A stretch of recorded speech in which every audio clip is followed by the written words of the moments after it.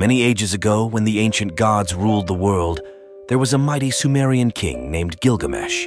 As the ruler of the illustrious city of Uruk in Mesopotamia, Gilgamesh undertook grand projects, constructing magnificent ziggurat temples, encircling the city with towering walls, and cultivating lush orchards filled with rare fruits. Yet Gilgamesh was far from ordinary. He bore the lineage of a demigod, born to the priest King Lugalbanda and the goddess Ninsun. Towering over his subjects, Gilgamesh possessed unparalleled beauty and extraordinary physical strength, traits befitting his divine heritage. Despite his demigod status and extended lifespan, Gilgamesh was not immortal, a fact that fueled his arrogance and tyrannical behavior.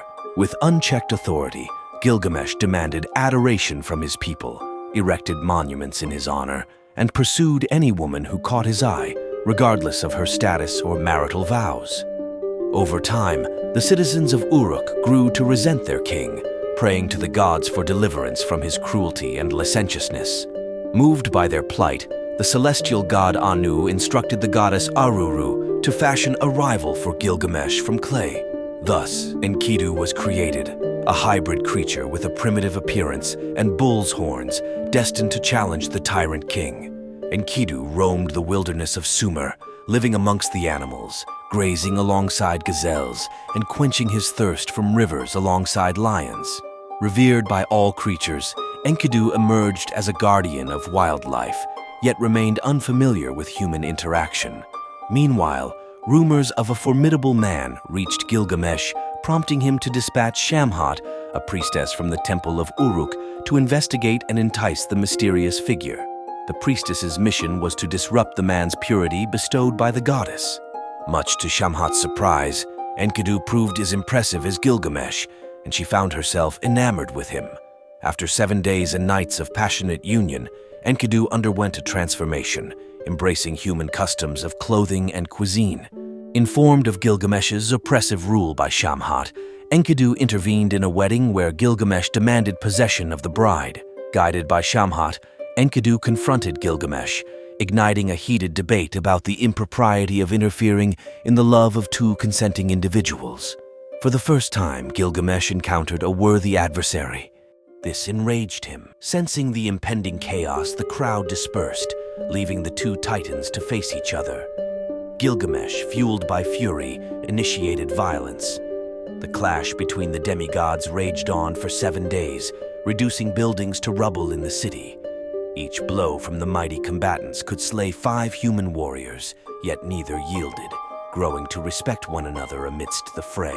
Eventually, Gilgamesh landed a decisive blow, toppling Enkidu. Instead of delivering a fatal blow, Gilgamesh extended his hand in aid, fostering a bond of eternal friendship. With newfound humility, Gilgamesh transformed into a fairer ruler, ceasing his tyranny over the people. Together, Gilgamesh and Enkidu embarked on numerous adventures across uncharted lands, vanquishing monsters and heroes alike. However, the specter of mortality loomed over Gilgamesh's thoughts. Aware of their advancing age, Gilgamesh proposed a journey to the cedar forest, home to the formidable demon Humbaba, a creature feared even by the gods, who had never ventured beyond the forest's confines, nor provoked Gilgamesh's ire. Nevertheless, they found themselves forced into combat when they encountered the demon Humbaba. The demigods were struck with fear at the sight of such a monstrous creature, but Gilgamesh rallied his courage and attacked Humbaba with his axe. After several attempts, he managed to wound the beast, and Enkidu delivered the final blow with a spear to Humbaba's throat, ending the terrifying ordeal. As Humbaba breathed his last, he cursed them, prophesying that one of them would meet a dire fate as punishment for their actions. Despite their accomplishment, the gods were angered by Humbaba's demise.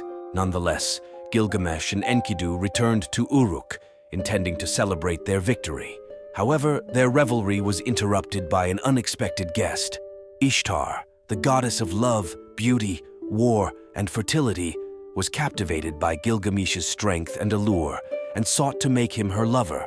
Despite her charms, Gilgamesh rejected her advances, wary of the fate that befell her previous suitors.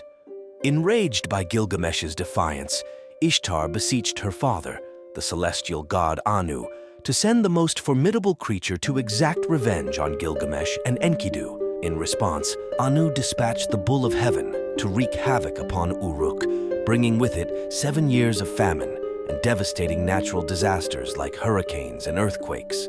The citizens of Uruk pleaded urgently with Gilgamesh and Enkidu to vanquish the celestial beast.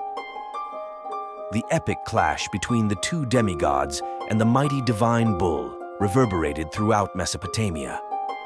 Armed with the same weapons they used to defeat the demon Humbaba, Gilgamesh and Enkidu joined forces to slay the Bull of Heaven. In a display of disdain, Gilgamesh severed one of the bull's legs and cast it at the feet of the goddess Ishtar, who observed the battle from afar. Ishtar's fury was matched by the other gods, who revolted against Gilgamesh and Enkidu, decreeing punishment upon them. After much deliberation, the gods determined that Enkidu must perish, as he had held the Bull of Heaven for Gilgamesh to deliver the final blow. Days later, Enkidu fell gravely ill, realizing that death loomed near. Witnessing his closest friend suffering, Gilgamesh frantically sought a cure, enlisting the kingdom's finest doctors to no avail. Enkidu passed away in anguish, delirious in Gilgamesh's embrace, prompting the king to mourn bitterly for days. Enkidu's demise instilled in Gilgamesh a deep fear of mortality, igniting a quest for the secret of immortality and a means to resurrect his fallen comrade. Journeying across mountains and deserts, Gilgamesh sought Utnapishtim, the immortal man granted eternal life by the gods after surviving the Great Flood. Guided by the boatman Urshanabi, Gilgamesh traversed a treacherous lake of poisonous waters to reach Utnapishtim's abode. Disappointingly, Utnapishtim informed Gilgamesh that only the gods held the power of granting immortality. However, Utnapishtim revealed the existence of a miraculous plant in the depths of the sea, capable of rejuvenating those who consumed it, extending their lifespan. Determined, Gilgamesh dove into the sea and retrieved the plant, but during his purification bath, a common snake devoured it. Realizing the futility of evading death, Gilgamesh accepted his mortality. Returning to Uruk, he beheld the magnificence of his city and recognized that his legacy as a benevolent king would endure beyond his lifetime.